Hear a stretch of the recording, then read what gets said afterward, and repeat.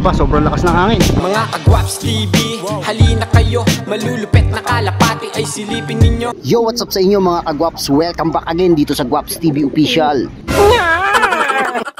For today's video natin mga Kagwaps, abangan po natin sa Pasakaw, Camarines Sur mga tropa. Siguradong hard race ngayon mga Kagwaps kasi kahapon umuulan daw dun sa site. Tapos ngayon sobrang lakas naman po ng hangin dito sa area namin. Kaya bago mag-abangan mga Kagwaps, sinilip ko po muna yung mga angkan ng mga Vandenbroek natin. So yung naka-video kanina yung ating overall champion.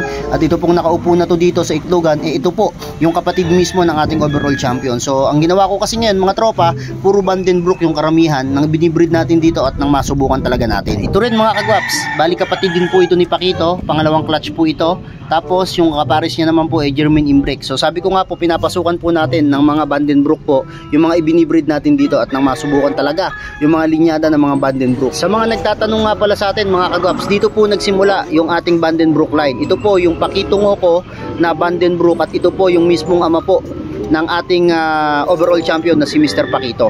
Medyo maedad na to mga Kagwaps, pero sana magsimilya pa rin. Yung mga inbreed ko kasi na ibinreed mga Kagwaps, talagang maraming nagkuhanan. So 4 na piraso po yun, nakuha yung 3, tapos yung isa ngayon mukhang kukunin pa rin ng isa nating kaibigan. Maraming salamat po sa inyo at patuloy nyo pa rin pong pinagkakatiwalaan ang Vandenbroek ni Kuya Gwaps TV Official. So tara sa taas mga Kagwaps at mag-abang na tayo ron. Let's go! Silipin natin tong panahon mga Kagwaps. Ayan, makikita nyo po, sobrang pangit ng panahon, sobrang dilim, tapos meron pa pong hangin mga tropa. Ganitong abangan mga Kagwaps yung ayaw ko yung halos sa talagang pati tayo rito tinatangay na tayo ng hangin sa sobrang lakas.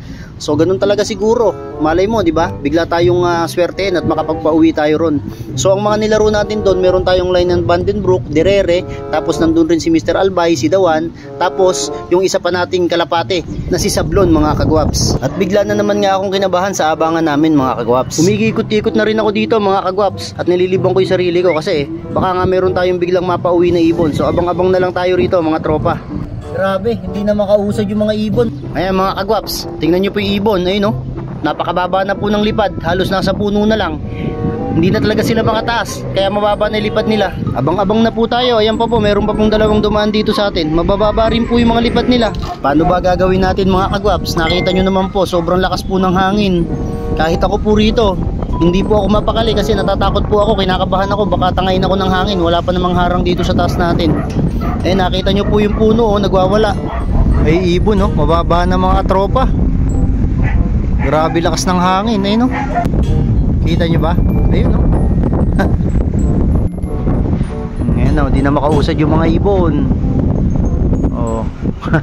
Unti-unti ang kawag, hindi makausad. Ayan, first bird natin mga kalapatids. Ayan po, atin to. Tignan natin kung sino. Hindi makababa, sobrang lakas ng hangin. Sok.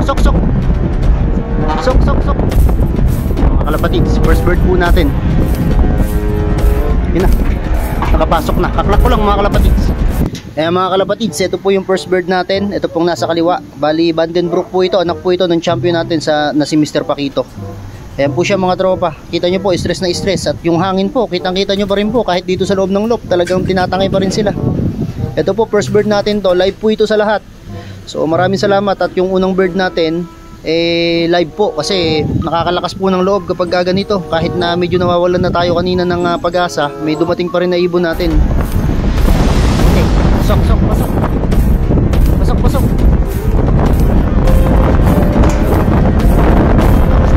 Ayan na.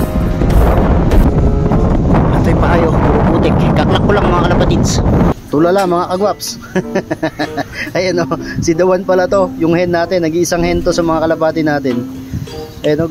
Grabe. Bagsak na bagsak mga tropa yung katawan ng ibon natin na to. Itong isa medyo naka-recover na pero itong isa natin, yung hen natin na to, halata mo na talagang stress pa.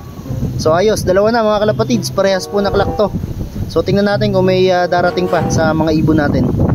Pinakain muna natin yung 2 ibon natin mga kalapatids.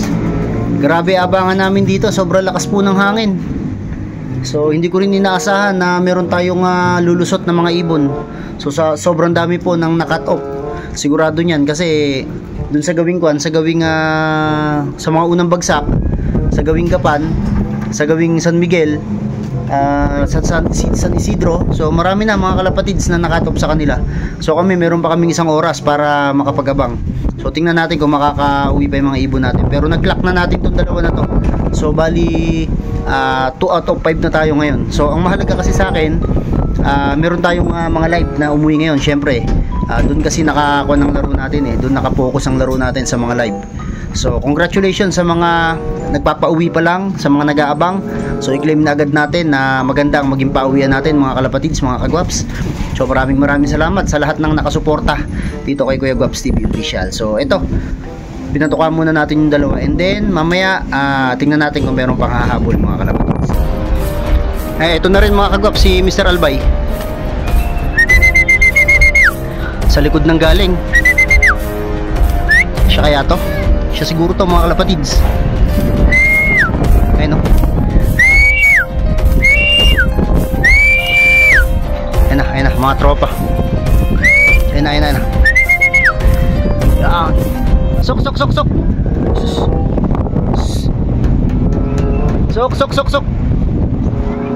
Stikid lang natin. Ayun na. Sok.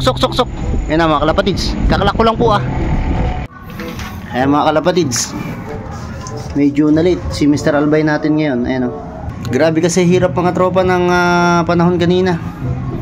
Mahina din kasi sa sobrang lakas na hangin tong ibon natin na to.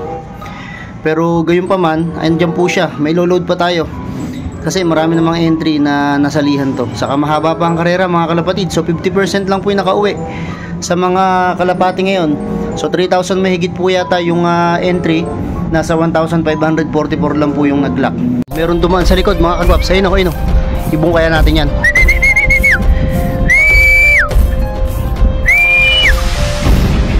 Bumabasa na. Para ma-stretch yung mga ibon natin mga kalapatids Hindi dumiretso daw po rito. Umiikot pa. May nakasabay pa Ay si Utoy. Ito na. Ayun na. Sok. Pasukin ko lang mga tropa. Pasok na. Sok. Ayun na mga kalapatids, kakalak ko lang po ulit.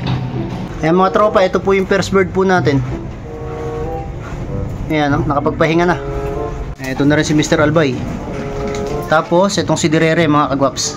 Pangatlong ibon, pang-apat na ibon. Yung pangalawang ibon po natin, ayan po sa ilalim. Ayan, yung dawan po natin.